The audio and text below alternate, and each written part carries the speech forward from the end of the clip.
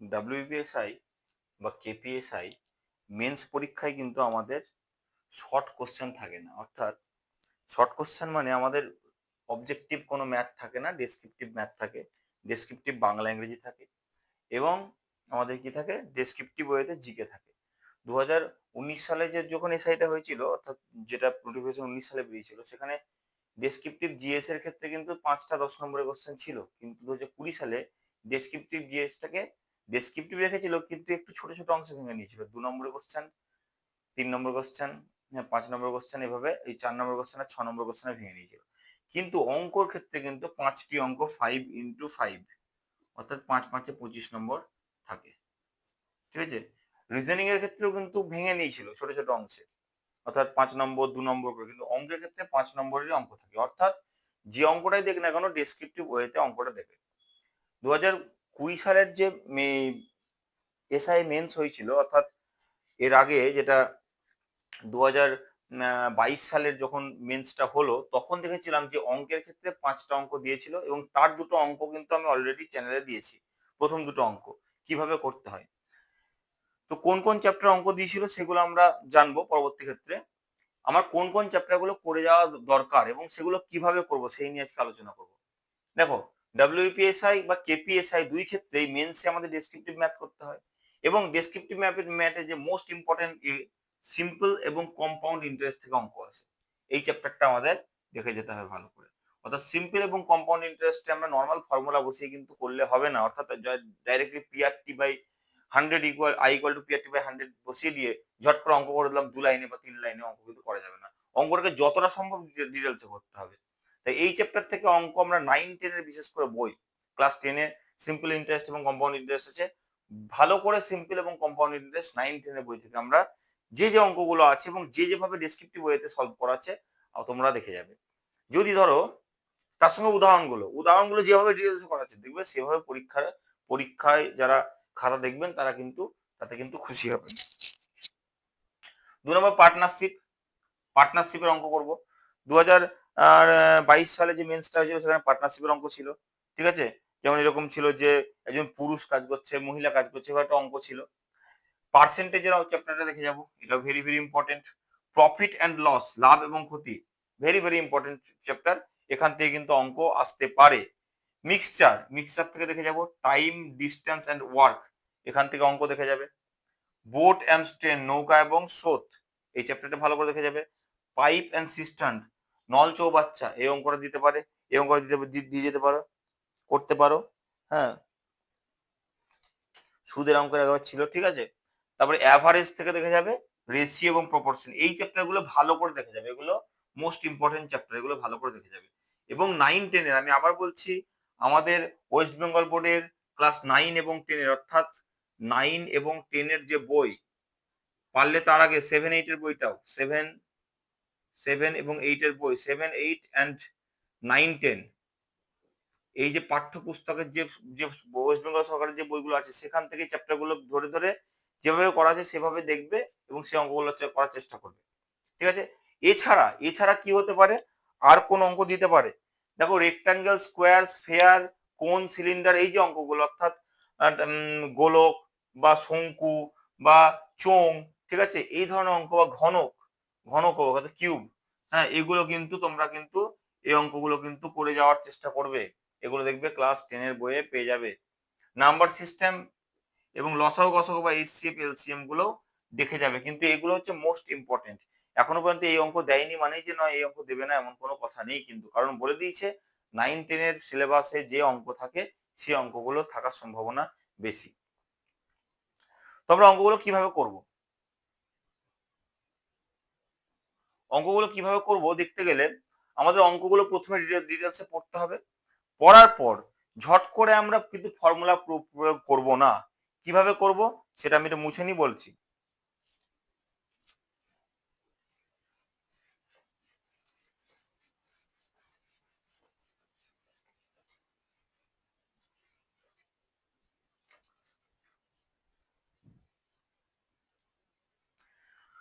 আমরা সরাসরি কোনো সূত্র প্রয়োগ করব না, অর্থাৎ সরাসরি সরাসরি সূত্র প্রয়োগ করব না। প্রয়োগ করা হবে না বা করব না। কিভাবে করব? ধরো এরকম একটা অঙ্ক দিয়েছে যে ধরো বলেছে কোন মূলধনের 5% হারে 1 বছর 9 মাসে যে সুদ হয় বলে দিয়েছে। কোন মূলধন একটা বলে দিয়েছে, সেই মূলধনের 5 বছরে, ঠিক আছে, কোন একটা মূলধনের 5 বছরে, মূলধন পি 5 বছরে সুদ হচ্ছে কি 1 বছর 9 মাস, 1 বছর 9 মাস এরকম বলে দিয়েছে। 1 বছর 9 মাসের সুদ, হ্যাঁ, বলে দিয়েছে। সাপোজ ধরো বলে দিয়েছে একটা টাকা যে 200 টাকা, এই কথাটা বলে দিয়েছে, এটা সুদ বলে দিয়েছে। তাহলে অঙ্কটা করার সময় কি করবো? ডাইরেক্ট পি আর টি বা 100 বসাবো না, লিখবো, হ্যাঁ, কি আমরা জানি 100 টাকার, এভাবে লিখবো 100 টাকার 1 বছরের শতকরা কত 5% হারে, তার মানে 100 টাকার 1 বছরের সুদ কত হবে? 100 টাকার 1 বছরের সুদ 5 টাকা, 5 টাকা। এটা কি? এটা অঙ্কে বলে দেওয়া আছে, তা লিখবে প্রদত্ত, এভাবে লিখবে, বা অঙ্কে প্রশ্নানুসারে প্রদত্ত 100 টাকার 1 বছরের সুদ 5 টাকা। তাহলে আসলকে যদি পি ধরি, অতএব লিখবে পি টাকার, ঠিক আছে, 1 বছর 9 মাসের সুদ, অর্থাৎ আমি এই সময়টাকে টি ধরবো, টি বছরের সুদ, হ্যাঁ, কি হবে? কি হবে? পি, হ্যাঁ, এটা 5 টাকা বলে দিয়েছে। পি এর সুদ 8 টাকা হলে ফর্মুলা অনুসারে কি হবে? পি আর টি বাই 100 তখন লিখবে, অর্থাৎ পি টাকার আর বছরের সুদ কত টাকা, এটা তোমরা লিখবে এইভাবে পি আর টি বাই 100, অর্থাৎ এই যে 5 বছরের সুদ এত হয়, পি টাকার টি বছরের সুদ 8 টাকা হলে তখন লিখবে পি আর টি বাই 100, এভাবে লিখে অঙ্কটাকে করবে। অর্থাৎ এইটা কিভাবে আসছে, 100 টাকার 1 বছরের সুদ এত টাকা হলে, পরে লিখবে এখানে পি টাকার 1 বছরের সুদ টি বছর 8 টাকা হলে ফর্মুলা হচ্ছে কি পি আর টি বাই 100, এভাবে ফর্মুলাটা প্রুফ করবে, দিয়ে অঙ্কটা করবে। আমি অঙ্কগুলো কিভাবে করবে, অঙ্কগুলো পরে আমি অ্যানালাইসিস করে দেবো, কিন্তু কি কি করা যাবে বা কি কি করা যাবে না সেগুলো আমি এখানে লিখছি। দ্বিতীয় ক্ষেত্রে কি করব? স্টেপ কোনোভাবেই জাম্প করবো না, অর্থাৎ দেখা গেলো এরকম আছে 2x প্লাস 30 ইকুয়াল টু এরকম দিয়েছে যে 50, এরকম দিয়েছে। তাহলে আমরা কি জানি, আমরা লিখতে পারি তো x ইকুয়াল টু 50 মাইনাস 30/2 লিখতে পারি তো, অর্থাৎ 30টা এখানে গেলে মাইনাস হবে, -30, আর 2টা ভাগ হবে। এই প্রসেসটা করব না, কি করব?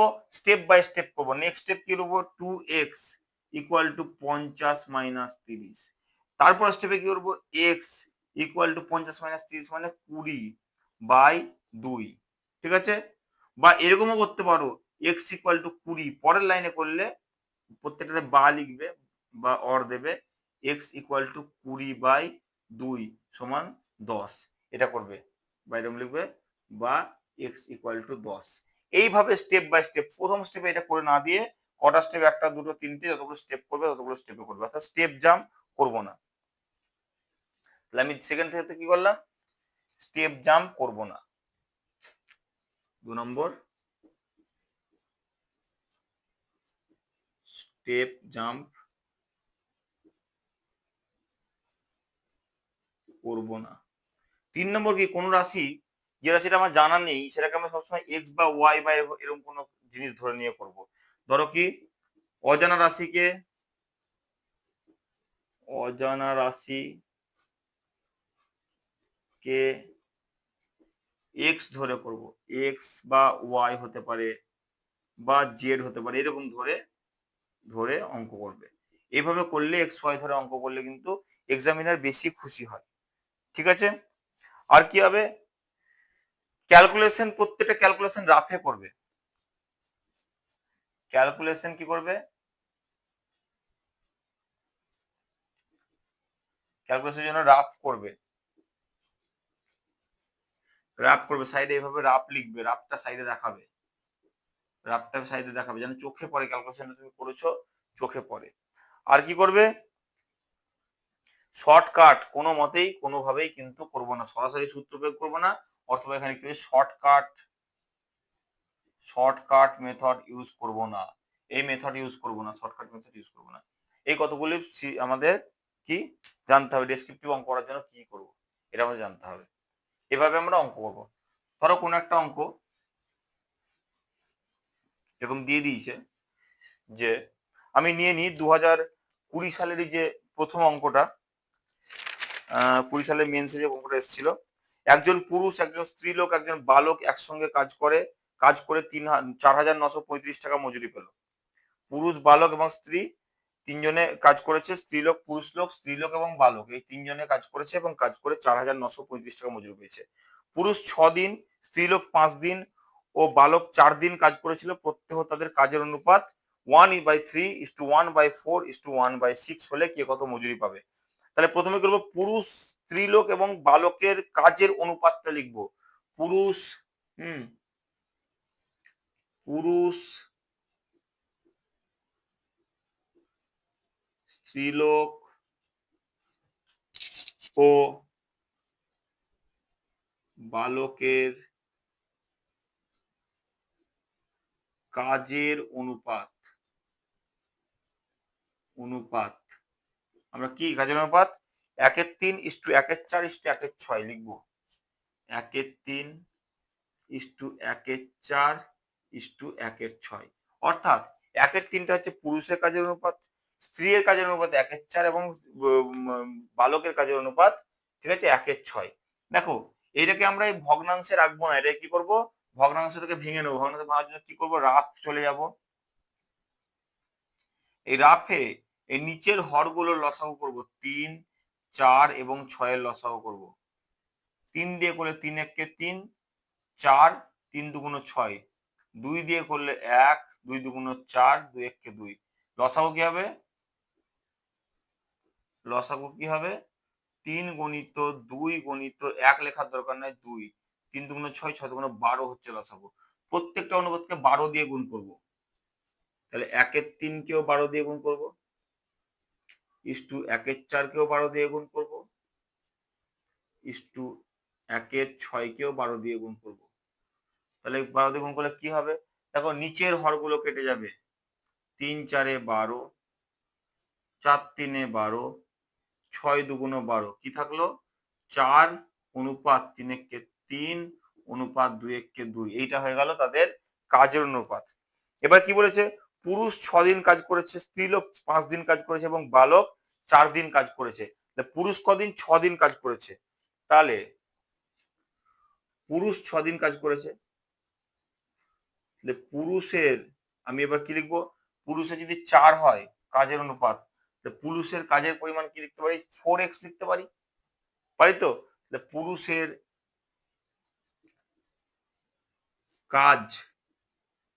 কাজের ক্ষমতা, ঠিক আছে, কি বলে দিয়েছে?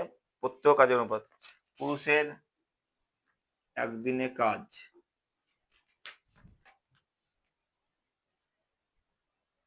পুরুষের, যেহেতু এখানে কাজের অনুপাতে 4 পাচ্ছি, তাই লিখবো পুরুষের কর্মদক্ষতা।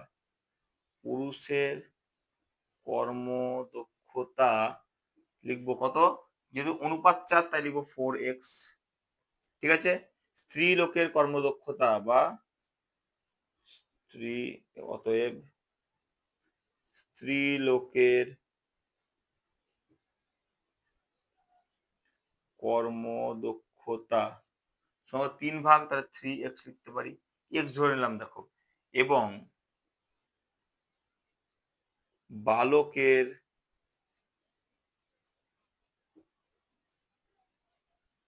কর্মদক্ষতা কত?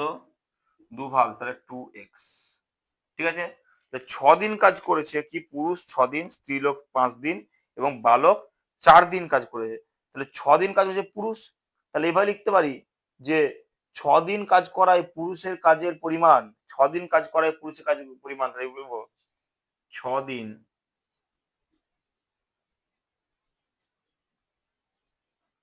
কাজ করায়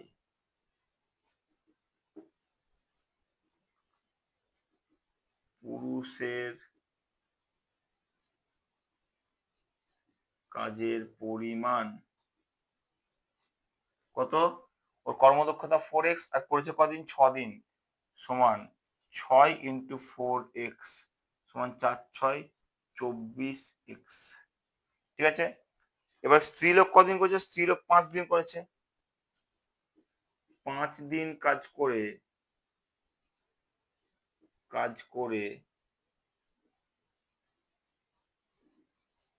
স্ত্রীলোকের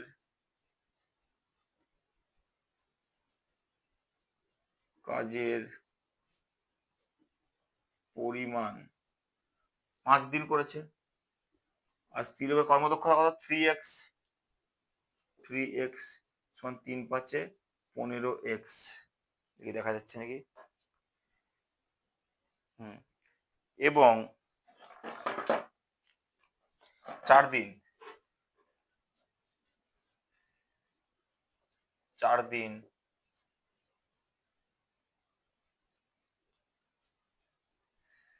কাজ করে বালকের কাজের পরিমাণ কত হবে? কদিন করে? 4 দিন। আর কাজের কর্মদক্ষতা 2x। 4 ইন্টু 2x সমান 8x। হয়ে গেল। আমার চেয়েছে কি? চেয়েছে 4,935 টাকা মজুরি পেলো তিনজনে। তাহলে কে কত মজুরি পেলো, এটাই আমার চেয়েছে।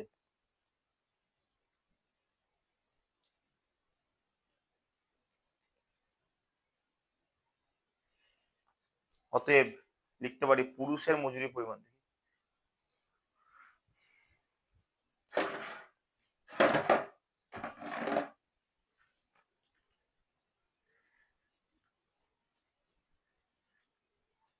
পুরুষের মজুরির পরিমাণ কত? পুরুষের কাজের পরিমাণ কত? 24x। 24x বাই আনুপাতিক ভাগার সবগুলো যোগ 24x plus 15x plus 8x কত হবে? মোট টাকা কত? 4,935 টাকা। 4,935 টাকা সমান 24x বাই 24 আর 15 কত হচ্ছে? 39। 39 আর 8 47। 47x into 4,935। এক্স এক্স কেটে গেল। 47 কে নিশ্চয়ই কেটে যাবে। 47 কে কেটে গেলে 47 একে 47 পড়ে থাকলো 2 3 5। তাহলে 2 দিয়ে 4 5 20 47 2 3 5 4 5 20 আর 5 7 35। তাহলে কত হবে? 5 দিয়ে চলে যাবে। 5 দিয়ে, তাই তো? 105। যেহেতু তিনটে নামেছে 105।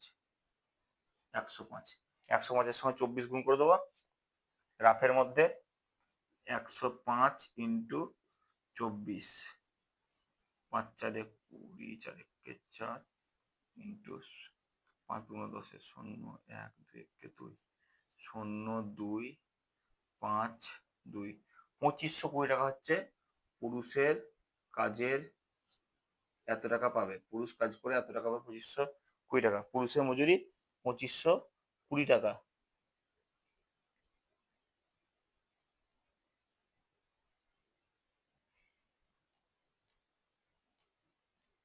এবার নিচে যাই।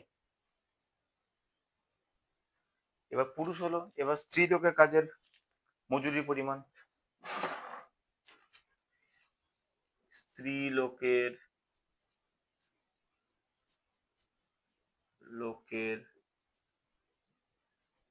মজুরির পরিমাণ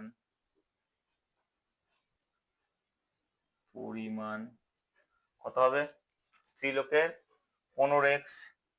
15x বাই এই সবগুলো যোগফল 47x লিখে দিলাম। 47x ইন্টু 4,935 টাকা মোট মজুরি। এক্স এক্স কেটে গেল। 47 সময় কাটলে 105 হচ্ছিল। 105 105-এর সঙ্গে 15 গুণ করে নেবো। 105 ইন্টু 15 ভুল করার দরকার নেই, গুণ করে নেবে, সময় পাবে যথেষ্ট। ঠিক আছে। 5 5 25 5 2 5 1 5 ইন্টু 105 5 0 1 5 5 7 5 1 1575 টাকা। 1575 টাকা। এইটা হয়ে গেল স্ত্রী লোকের। আর বালকের এবং বালকের মজুরির পরিমাণ। সময় নিয়ে করবে, আস্তে আস্তে, কোনো অসুবিধা নেই, সময় পাবে। ঠিক আছে, ভুল করবে না, একটা ভুল করলে 5 নম্বরের অঙ্ক পুরো চলে যাবে। বালকের কাজের পরিমাণ কত?